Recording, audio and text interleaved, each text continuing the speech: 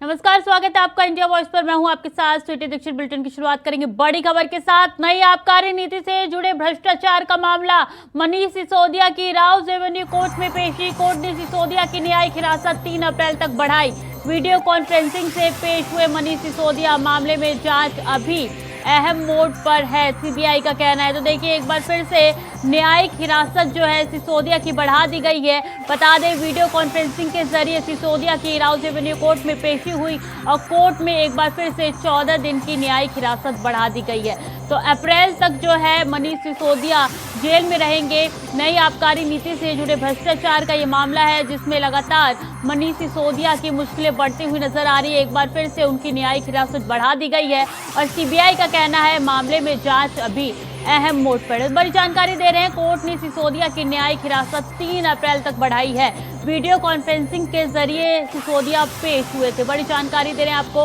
वहीं सीबीआई को कहना है कि अभी जांच अहम मोड पर चल रही है। तो आबकारी नीति से जुड़े भ्रष्टाचार के मामला है, जिसमें लगातार मनीष सिसोदिया की मुश्किलें कम होने का नाम नहीं ले रही। एक बार फिर से उनकी न्यायिक हिरासत बढ़ा दी गई है। 3 अप्रैल तक न्यायिक हिरासत मनीष सिसोदिया की बढ़ाई गई।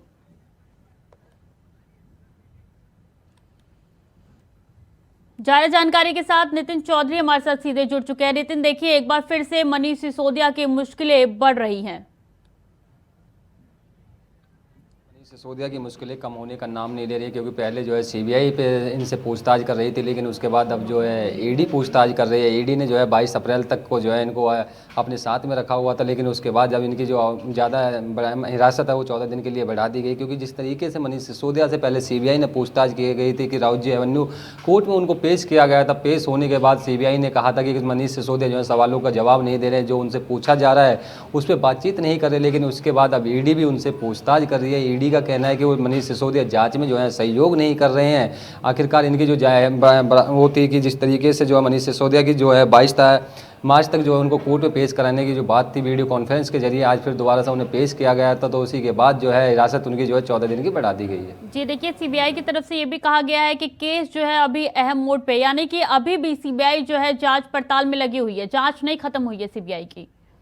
जी देखिए, बिल्कुल जिस तरीके से सीबीआई पहले इनसे पूछताछ कर रही थी, सीबीआई ने भी कहा है कि अभी जांच में पूरी तरीके से खत्म नहीं हो पाई है मनीष सिसोदिया की, क्योंकि पहले सीबीआई ने आबकारी नीति मामले में जो है सीबीआई पूछताछ कर रही थी। मनीष सिसोदिया के हर चीज़ के जो लॉकर्स हैं वो सारे डॉक्यूमेंट्स पहले सीबीआई ने खंगाल लेते, लेकिन उसके बाद ईडी ने भी जो है अपने जेल में पूछताछ की गई थी। तो ईडी ने की जो 7 दिन की जो हिरासत मांगी थी, 7 दिन के अंदर भी ईडी ने जब राउजी एवेन्यू कोर्ट में उन्हें पेश किया तो मनीष सिसोदिया का, तो ईडी का भी यही कहना था कि मनीष सिसोदिया जो है जाँच में सहयोग नहीं कर रहे हैं। लेकिन मनीष सिसोदिया की तरफ से ये बयान जो दिया था, उनके वकील ने कहा कि मनीष सिसोदिया से आधे घंटे के लिए ही पूछताछ कर रही थी ईडी। 12 दिन में जो है आधे घंटे पूछताछ की गई थी। लेकिन उसके बाद जब आज वीडियो कॉन्फ्रेंस के जरिए जब मनीष सिसोदिया को वहाँ पर कोर्ट में पेशी हुई थी, तो उसमें जो है 14 दिन की जो न्याय हिरासत है वो एक बार दोबारा से उनकी बढ़ा दी गई है। लेकिन उसी के बाद जब मनीष सिसोदिया जेल के अंदर है, लेकिन आम आदमी पार्टी की बात की जाए तो आम आदमी पार्टी के राज्यसभा सांसद संजय सिंह का भी यही बयान है कि आखिरकार सरकार इनको फंसाने का पूरा प्रयास कर रही है। लेकिन सरकार कितना ही फंसा ले, लेकिन आम आदमी पार्टी जो है कोर्ट के उस पर पालन करते, कोर्ट के आदेश का पालन कर रही है। तो उसी को देखते हुए आम आदमी पार्टी पूरी तरीके से रोडों पे है और जोरों पे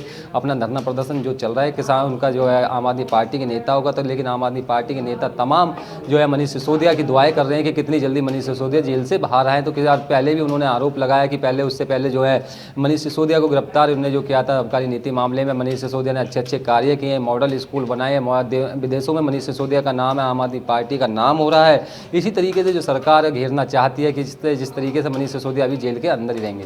जी, लगातार मनीष सिसोदिया की मुश्किलें जो है वो बढ़ रही है। लेकिन अब मनीष सिसोदिया की अगली पेशी कब होनी है कोर्ट में, क्या कुछ जानकारी है इसको लेकर? बिल्कुल जिस तरीके से मनीष सिसोदिया को जो है पहले ईडी के साथ में जो है उन्हें बताया गया कि 1 हफ्ते की 5 दिन की रिमांड जो है ईडी ने मांगी थी, लेकिन अब 22 अप्रैल तक की जो है उनकी न्याय हिरासत बढ़ा दी है। 22 अप्रैल को जो है मनीष सिसोदिया को जो है पेश होना है और उसमें जो है ईडी अपने सवालों को जवाब, जो है ईडी का कहना है कि इस तरीके से जो सवाल यहाँ मनीष सिसोदिया जो है जाँच में सहयोग नहीं कर रहे हैं और जिस तरीके से मनीष सिसोदिया से सवाल जवाब किए जा रहे हैं, बताया जाता है कि उसके जो मोबाइल के जो डाटा वगैरह था उसको भी जो है डिलीट कर दिया गया है। लेकिन ईडी की तरफ से यही कहा जा रहा है कि जल्दी से जल्दी उस डाटा को रिकवर कर लिया जाएगा, कि किस तरीके से जो बातचीत या व्हाट्सअप कॉलिंग द्वारा या व्हाट्सअप के द्वारा जो मैसेज वगैरह थे या जो चैट्स थी उनको जो है खंगालने की बात भी ईडी कर रही है। लेकिन अभी ईडी के शिकंजे में मनीष सिसोदिया रहेंगे। मनीष सिसोदिया से ईडी भी पूछताछ कर रही है साथ, लेकिन उसके बाद जो सीबीआई की बात की जाए तो सीबीआई भी जो है पूरी तरीके से कह रही है अभी जांच में पूरी तरीके खत्म नहीं हो पाई। सीबीआई भी एक बार दोबारा से जो है मनीष सिसोदिया से पूछताछ करेगी इसी मुद्दे को लेकर, आबकारी नीति मामले को लेकर। लेकिन आम आदमी पार्टी जो है पूरी तरीके से कहा कि हमें कोर्ट पे विश्वास है, न्याय कोर्ट जिस तरीके से जो सजा सुनाएगा उसके लिए भी तैयार रहेंगे कि मनीष सिसोदिया जो है दिल्ली के डिप्टी सीएम थे। लेकिन उससे पहले जब सीबीआई ने इनसे बुलाने की बात कही गई थी तो मनीष सिसोदिया ने यही बहाना लिया था कि उनको जो है बजट पेश करना है, लेकिन बजट की वजह से वो नहीं जा पाए। लेकिन उससे पहले जब मनीष सिसोदिया जो है सीबीआई के दफ्तर पहुंचे तो उनको जो है जब ही गिरफ्तार कर लिया गया था, पूछताछ करने लगी थी। लेकिन अभी फिलहाल की बात की जाए तो मनीष सिसोदिया ईडी के ही शिकंजे में अभी फंसे हुए हैं, उनसे पूछताछ कर रही है ईडी का। उन्होंने आरोप लगाया कि ईडी जो है आधे आधे घंटे के लिए पूछताछ करती है उनसे और बाकी दिन जो उनके मेंटली जो डिस्टर्ब उन्होंने बताया कि उनको काफ़ी दिक्कतें हो रही हैं कि जिस तरीके से ईडी आधे आधे घंटे की पूछताछ में लगी हुई है। जी देखिए, लगातार मनीष सिसोदिया की मुश्किलें जो है वो बढ़ती जा रही है। लेकिन नितिन देखिए, पहले सीबीआई और फिर ईडी, अब लगता है कि मनीष सिसोदिया जल्द ही जेल से बाहर नहीं आ सकते।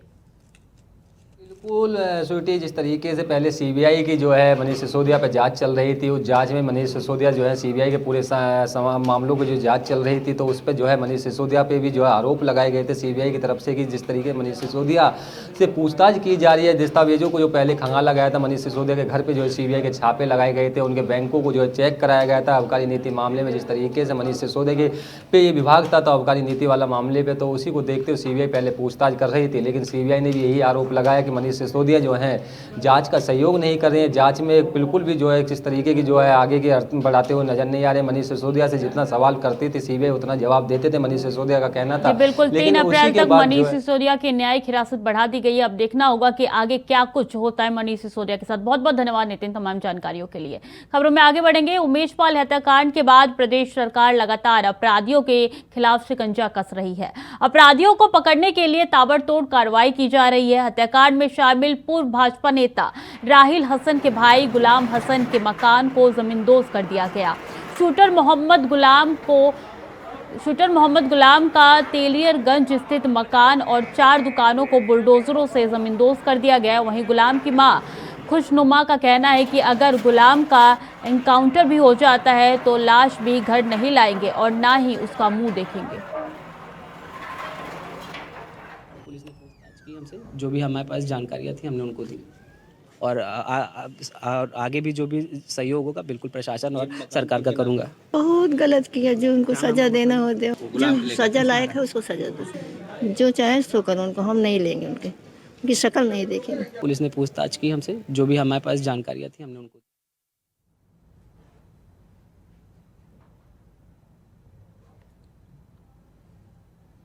इसी खबर पर ज्यादा जानकारी के साथ शोएब रिजवी हमारे साथ जुड़ चुके हैं। शोएब देखिए, अब तो खुद गुलाम की मां का कहना है कि उसका एनकाउंटर भी हो जाए तो उनको दुख नहीं है और ना हम लाश लाएंगे उनका घर पे, ना उनका चेहरा देखेंगे।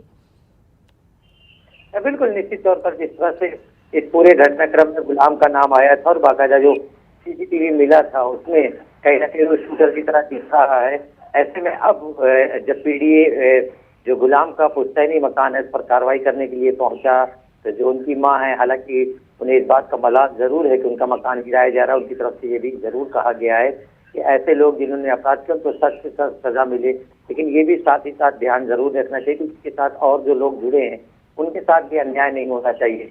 फिलहाल गुलाम के बारे में जब बातचीत की गई तो उन्होंने साफ कहा कि गुलाम ने जो किया है उसको कठोर से कठोर सजा मिले और जो भी सजा देगी उन्हें स्वीकार है, इस तरह की बातें कही हैं। लेकिन इतना जरूर है कि पीडीए ने जिस तरह से उस मकान को गिराया है तो कहीं ना कहीं जो उनका भाई राहिल हसन जो पिछले दिनों भारतीय जनता पार्टी से निष्कासित किया गया, अल्पसंख्यक मोर्चा का जुड़ा हुआ पदाधिकारी था, और जब ये घटना हुई थी तो पुलिस ने और एसटीएफ ने इसको भी हिरासत में लिया था, इसके लिए पूछताछ की गई थी।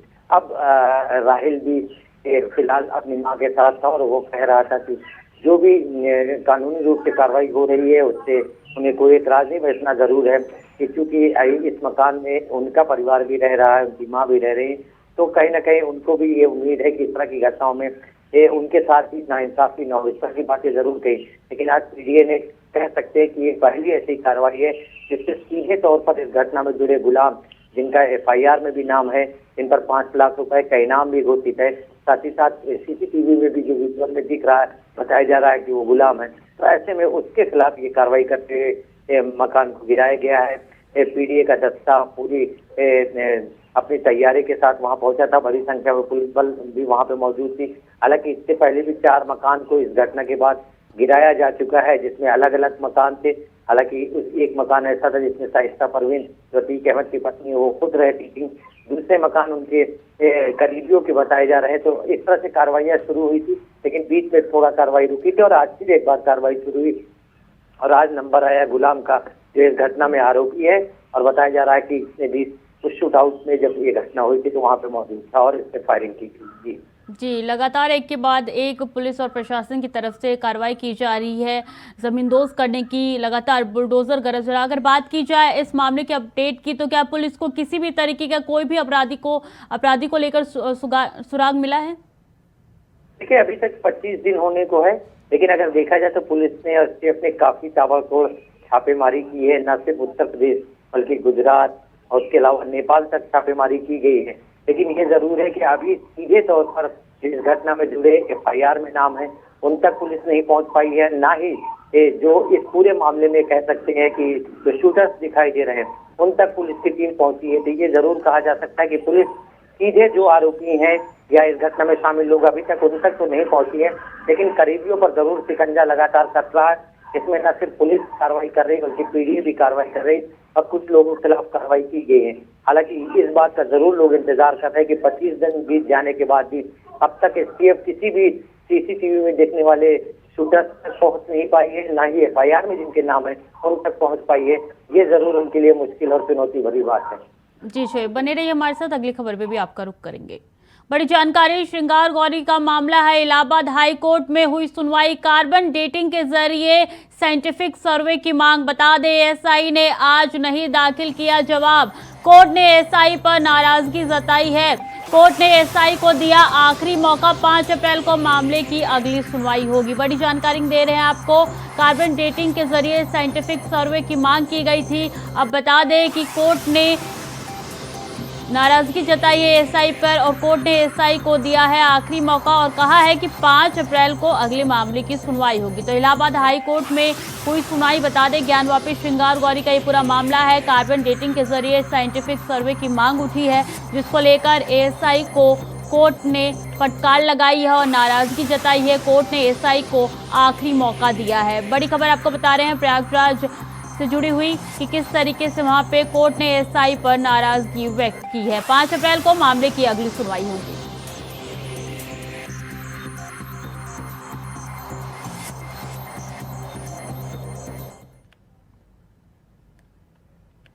लगातार हमारे साथ शोएब रिजवी जुड़े हुए हैं। शोएब, देखिए, एक बड़ी जानकारी ये भी निकल के आ रही है कि अगली सुनवाई 5 अप्रैल को होगी इस पूरे मामले में।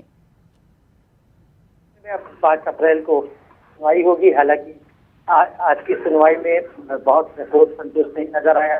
जिस तरह से अभी तक सीधा जवाब नहीं दिया गया है, तो कहीं ना कहीं समय दिया गया, आखिरी मौका दिया गया। 5 तारीख को इस मामले में सुनवाई होगी। जो कार्बन डेटिंग की प्रक्रिया है उसके बारे में पूरी जानकारी मांगी गई थी और उस प्रक्रिया के तहत क्या कुछ किया जाएगा और इससे किसी तरह का कोई नुकसान तो नहीं गया, इस तरह की चीजें थी। लेकिन अभी ASI की तरफ से इस मामले में कंप्लीट जवाब नहीं दिया गया है और आज इस मामले में जवाब देना था। तो आप कह सकते हैं कि आप अगली तारीख पर जब सुनवाई होगी तो कोर्ट के सामने तर्कसंगत जवाब जरूर देने होंगे, क्योंकि कोर्ट ने आज साफ किया है कि इस मामले में अब वो ज्यादा लंबा नहीं खींचना चाहता है। इसलिए 5 तारीख को जब इस मामले में सुनवाई हो तो ASI अपना कंप्लीट जवाब दे। तो अब देखना होगा कि ASI 5 तारीख को किस तरह का और क्या जवाब देती है। फिलहाल अब 5 तारीख को इस मामले में सुनवाई होगी और आज इस मामले में ज्यादा कुछ बहुत प्रक्रिया हो नहीं पाई, क्योंकि ASI की तरफ से इस मामले में आज जवाब दाखिल करना था, वो नहीं हुआ और इसी वजह से इस सुनवाई को 5 तारीख को कर दिया गया। जी, काफी अहम हो जाता है ये मुद्दा ज्ञानवापी और श्रृंगार गौरी का। तो क्या ASI इस मुद्दे को हल्के में ले रहे हैं, इसकी वजह से उन्होंने जवाब दाखिल नहीं किया? क्या कारण रहे थे? देखिए, ASI इस पूरे मामले में चूंकि कोर्ट ने उससे जवाब मांगा है तो उसकी सारी प्रक्रिया के बारे में वो कहीं ना कहीं तैयारी कर रहा है और कोर्ट में जो चीजें देनी है उसको एक तरह से कह सकता है कि वो उसका आकलन कर रहा है। उसी हिसाब से वो अपना जवाब दाखिल करेगा। ये इसका क्या कारण हो सकता है, ये उसके वकील जो कोर्ट में जवाब दाखिल करे वही बता सकते हैं, लेकिन इतना जरूर है कि कोर्ट ने जरूर कहा कि 5 तारीख को इस मामले में वो जवाब दाखिल करे। एक तरह से उनको आखिरी मौके की तरह ये दिया गया है। जी, बहुत बहुत धन्यवाद शोएब तमाम जानकारी के लिए। तो ज्ञान वापी श्रृंगार गौरी मामले में अब अगली सुनवाई 5 अप्रैल को होगी। फिलहाल वक्त हो चला छोटे से ब्रेक का, जल्द लौट रहे हैं। ब्रेक के बाद एक बार फिर से स्वागत है आपका। रुक करेंगे बड़ी खबर का। श्री कृष्ण जन्मभूमि शाही ईदगाह का मामला 25 मार्च को होगी रिवीजन याचिका पर सुनवाई। बता दें, न्यायालय ने सुनवाई की तारीख 25 मार्च की दी है। याचिकाकर्ता महेंद्र प्रताप ने की मांग, शाही ईदगाह के अमीन सर्वे की मांग की है। एडीजे 6 कोर्ट में विचाराधीन है मामला। बड़ी जानकारी दे रहे हैं, अगली सुनवाई 25 मार्च को होगी। एडीजे 6 कोर्ट में विचाराधीन है मामला। बड़ी जानकारी इस वक्त की, 25 मार्च को होगी रिवीजन याचिका पर सुनवाई। और आपको बता दें कि याचिकाकर्ता ने इसकी मांग की है, शाही ईदगाह के अमीन सर्वे की मांग की गई है। मथुरा से बड़ी जानकारी निकलकर सामने आ रही है।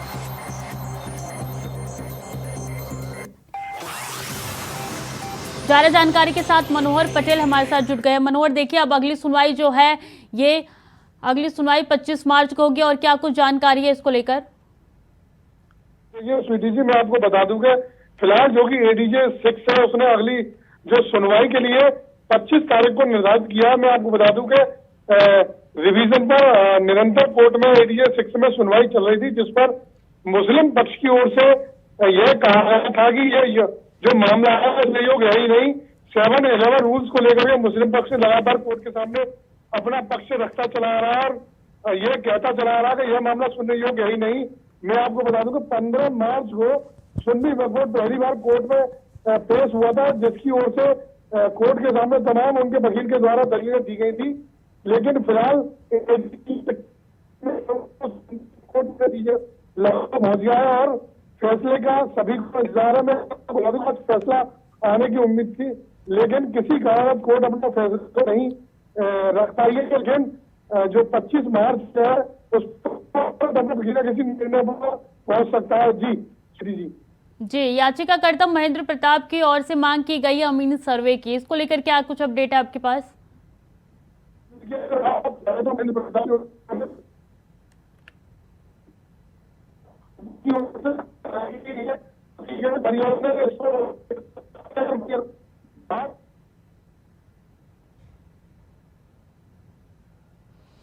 जी मनोहर, बहुत बहुत शुक्रिया आपका तमाम जानकारियों के लिए।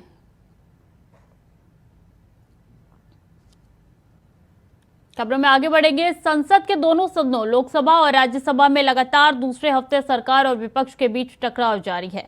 जहां केंद्र सरकार राहुल गांधी के लंदन में दिए गए बयानों को लेकर माफी की मांग पर अड़ी है, वहीं विपक्ष ने भी दोनों सदनों में अदानी मामले पर जेपीसी की मांग की। वहीं सोमवार को इसी तनातनी के बीच कार्रवाई को मंगलवार तक के लिए स्थगित कर दिया गया।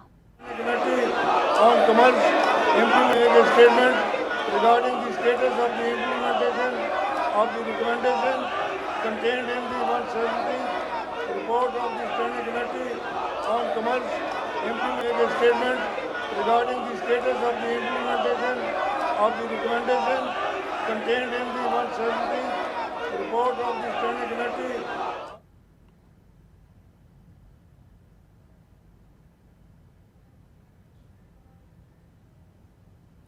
तो वहीं सिद्धू मूसेवाला के पिता बलकौर सिंह ने की योगी आदित्यनाथ की तारीफ। बोले, लोकसभा चुनाव में लोग सीएम योगी को वोट देने के लिए मजबूर हो जाएंगे।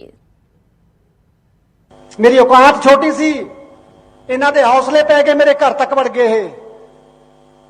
हथ पा के देखण होर किसे नूं, और सरकारां साडीआं लिलड़ियां कढदियां ने।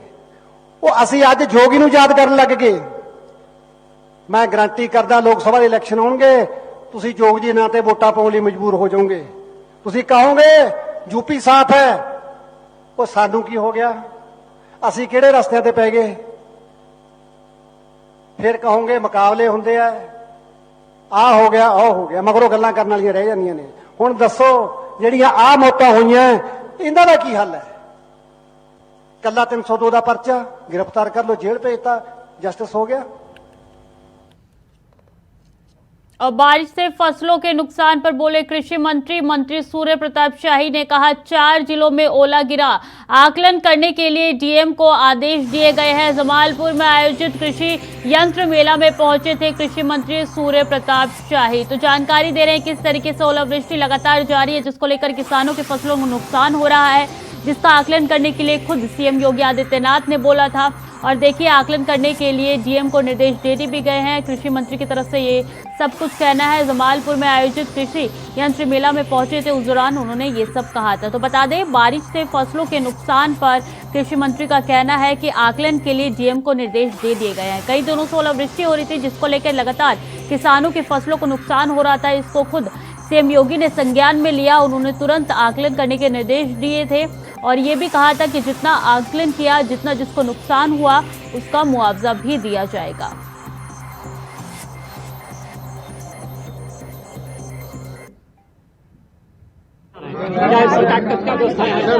देखिए, अभी तक जो सूचना है मात्र 4 जनपदों के भीतर ओला पड़ने की है और भी सीमित क्षेत्र के भीतर, तो उसका आकलन कराया जा रहा है। सभी जिलाधिकारियों को मुख्यमंत्री योगी आदित्यनाथ जी ने निर्देश किया है कि वर्षा या ओला जहां पर गिरा है उससे जो क्षति हुई है उसका आकलन करके वो रिपोर्ट भेजें आपदा आयुक्त को, वहां पर वो वहां से निर्देश जारी हो गए। किसानों का शिकायत उनके यहाँ पहुंच नहीं पाती है। किसान योजनाएं क्या कहना चाह रहे हैं? किसान योजनाओं के बारे में मैंने विस्तार से बता दिया, अब उसके बारे में कुछ नहीं बताना चाहता। नई योजना पहुंच पा रहा था, प्रचार प्रसार की कमी है। तो आप वो चलाएंगे थोड़े ही। अखिलेश क्या कहे वही आप वही बोलते हैं कि कलकत्ता में अखिलेश क्या बोले, उत्तर प्रदेश में क्या बोला जा रहा है वो चलाते ही नहीं है। आप तो कहाँ से किसान जानेगा उसको? आप चलाइए, तो जो मैं बोला हूँ उसको चलाइए। और रायबरेली में भ्रष्टाचार की चाशनी से बनी सड़क ढह गई। बता दें कि 4 दिन पहले एनएसआई द्वारा सड़कों द्वारा गड्ढों की मरम्मत की गई थी, लेकिन हल्की सी बारिश ने भ्रष्टाचार का मिलावटी चेहरा दिखा दिया। मरम्मत का कार्य फतेहपुर के ठेकेदार द्वारा करवाया गया था।